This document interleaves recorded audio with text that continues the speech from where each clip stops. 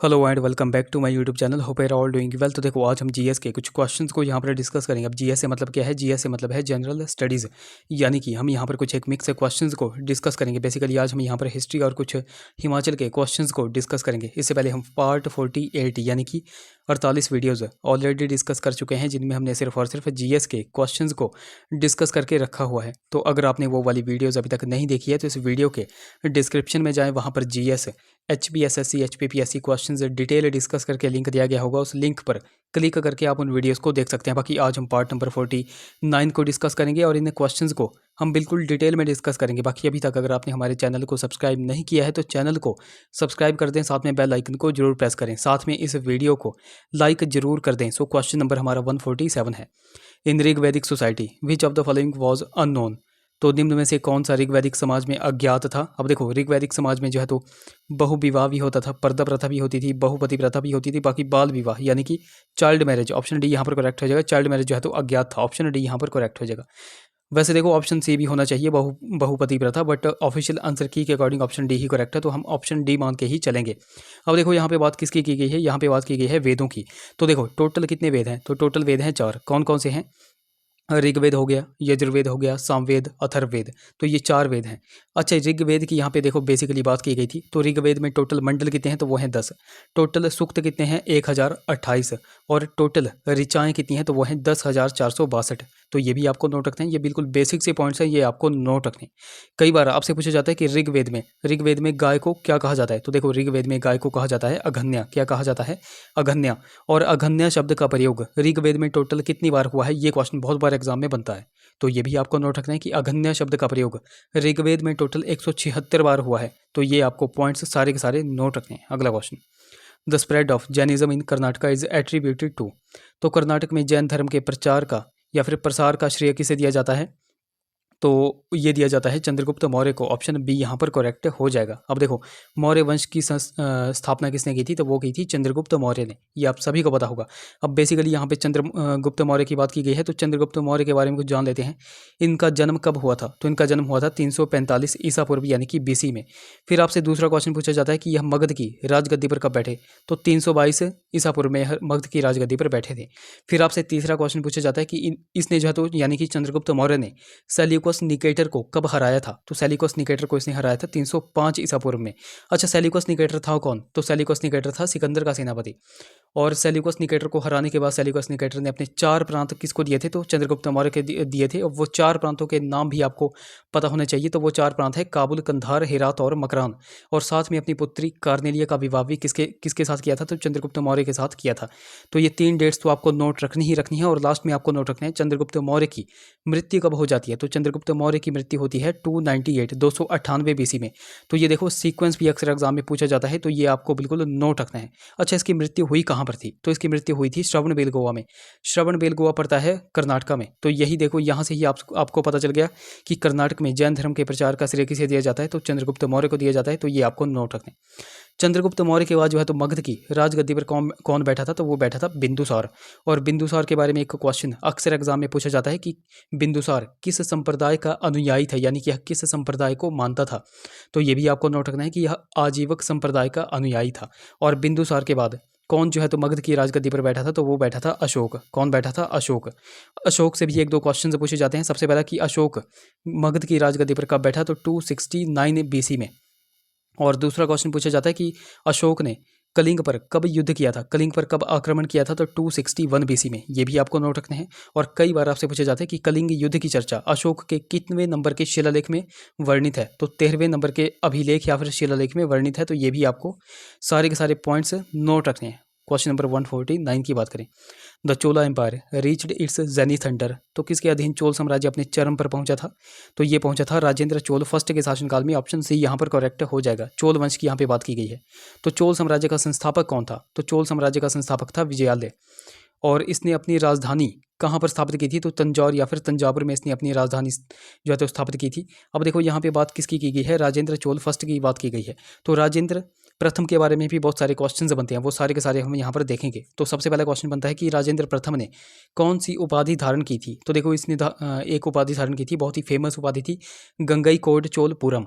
क्या उपाधि थी? गंगई कोड चोलपुरम। अब गंगई कोड चोलपुरम ये इसने उपाधि धारण क्यों की थी ये भी आपको पता होना चाहिए। तो देखो गंगा किनारे जो है तो एक साम्राज्य था पाल वंश यानी कि पाल साम्राज्य। तो पाल साम्राज्य का एक शासक था महिपाल। तो महिपाल को जो है तो राजेंद्र चोल फर्स्ट ने जो है तो पराजित किया था, और पराजित करने के बाद जो है तो इसने खुद को एक उपाधि दी थी कि मैंने गंगा को जीत लिया, क्योंकि पाल साम्राज्य जो है तो गंगा नदी के किनारे बसता था। तो इसलिए अब इसने अपने आप को उपाधि थी गंगई कोड चोलपुरम, यानी कि मैंने गंगा को जीत लिया। तो ये भी आपको यहाँ से पॉइंट्स लिंक करके चलने हैं। एक और क्वेश्चन यहाँ से पूछा जाता है कि राजेंद्र प्रथम के गुरु कौन थे, और जो गुरु थे वह किस धर्म को मानते थे। तो देखो राजेंद्र प्रथम के गुरु थे ईशान शिव पंडित, और यह शैव धर्म को मानते थे। तो ये भी पॉइंट्स आपके लिए इंपॉर्टेंट है, ये बहुत ही बेसिक से पॉइंट्स हैं और हर बार एग्जाम में पूछे जाते हैं। बाकी अभी तक अगर आपने हमको टेलीग्राम और इंस्टाग्राम पे फॉलो नहीं किया है तो वहाँ पर जाकर फॉलो कर लें। लिंक देखो आपको डिस्क्रिप्शन में मिल जाएगा। बाकी देखो लिंक कई बार चलता नहीं है, तो आपको सिंपली टेलीग्राम पे जाना है और @लेट्स प्रिपेयर टू सर्च करना है, आपको हमारा चैनल मिल जाएगा। उसी प्रकार आपको इंस्टा पे जाकर के लेट्स प्रिपेयर टुगेदर सर्च करना है। अगर कोई क्वेरी होगी तो आप मुझे इंस्टा पे मैसेज कर सकते हो। क्वेश्चन नंबर 125 की बात की जाए, Bhijari development block is located in which district of Himachal Pradesh. तो भिजारी विकासखंड हिमाचल के किस जिले में अवस्थित है। तो भिजारी विकासखंड है हमीरपुर में। ऑप्शन ए यहाँ पर करेक्ट हो जाएगा। अब देखो कुछ और डेवलपमेंट ब्लॉक हैं हमीरपुर के, वो भी आपको पता होना चाहिए। तो एक तो आपको नोट रखना है यही भिजारी विकासखंड। उसके बाद आपको नोट रखना है भोरंज। भोरंज विकासखंड कहाँ पर है, तो ये भी हमीरपुर में है। उसके बाद नदौन कहाँ पर है, तो ये भी हमीरपुर में है। सुजानपुर कहाँ पर है, तो ये भी हमीरपुर में है। तो ये आपको हमीरपुर के कुछ डेवलपमेंट ब्लॉक भी नोट रखने हैं। कुछ और भी अगर बात की जाए, जैसे सिरमौर की बहुत ही इंपॉर्टेंट है और बहुत बार एग्जाम में बनते हैं और आप यहाँ पर कन्फ्यूज़ हो जाते हो। तो सिरमौर में एक तो शिलाई विकासखंड है, ये आपको नोट रखना है। नाहन विकासखंड है, ये भी आपको नोट रखना है।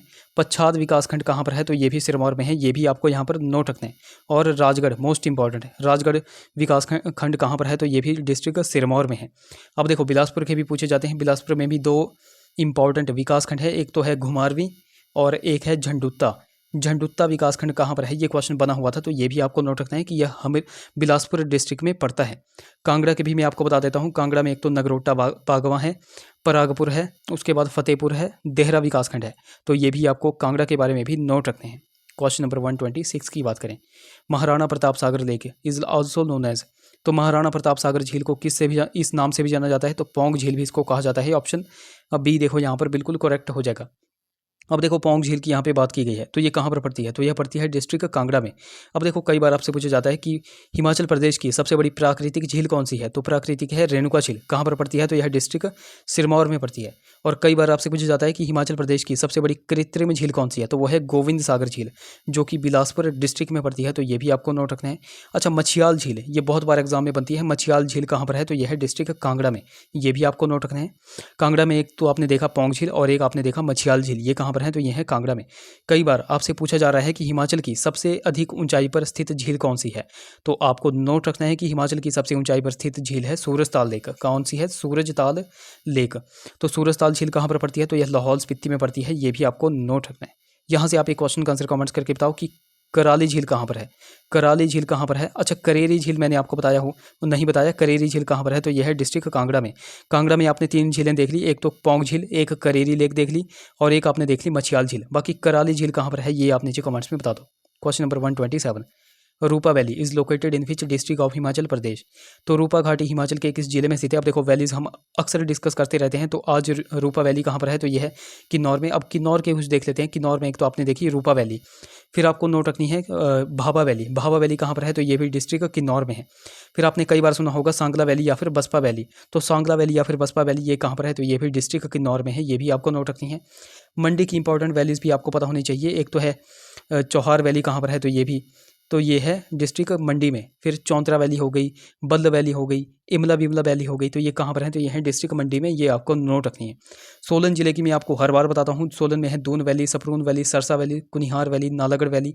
तो ये कहाँ पर है, ये है डिस्ट्रिक्ट सोलन में। अच्छा यहाँ से भी आप एक क्वेश्चन का आंसर कमेंट्स करके बताओ कि लाहौल स्पीति जिले में कौन कौन सी वैलीज हैं, ये आप नीचे कमेंट्स में बता दो। क्वेश्चन नंबर 128 की बात करें, Kshitidhar is located in which district of Himachal Pradesh. तो क्षितिधार हिमाचल प्रदेश के किस जिले में स्थित है। पहले तो आपको पता होना चाहिए क्षितिधार है क्या, तो यह एक माउंटेन पीक है, यानी कि पर्वत शिखर है। तो ये कहाँ पर है, तो यह है डिस्ट्रिक्ट कुल्लू का। ऑप्शन सी यहाँ पर करेक्ट हो जाएगा। अब कुल्लू में कुछ फेमस माउंटेन पीक्स यानी कि पर्वत शिखर हैं, वो मैं आपको यहाँ पर बता देता हूँ। तो एक तो आपको नोट रखना है श्रीखंड जो है तो कहाँ पर है, तो यह है डिस्ट्रिक्ट कुल्लू में। इंद्र किला कहाँ पर है, कुल्लू में। पिन पार्वती हो गया, डिबी वोकरी हो गया, इंद्रासन हो गया, दियो टिब्बा हो गया, मेवा कांदिनी हो गया, और सोलांग जो कि अक्सर एग्जाम में पूछा जा रहा है, सोलांग पर्वत चोटी कहाँ पर है, तो ये भी कुल्लू में है। तो ये कुछ फेमस है और कुछ इंपॉर्टेंट माउंटेन पीक्स भी आपको कुल्लू के बारे में नोट रखने हैं। बाकी देखो, ये थे हमारे कुछ क्वेश्चंस। आई होप वीडियो आपको इन्फॉर्मेटिव लगी होगी। अगर वीडियो अच्छी लगी है तो जरूर से इसे लाइक करें, शेयर करें, चैनल को सब्सक्राइब करें, साथ में हमें टेलीग्राम और इंस्टाग्राम पे फॉलो करना बिल्कुल भी ना भूलें। तो चलिए मिलते हैं अगली वीडियो में। Till then take care.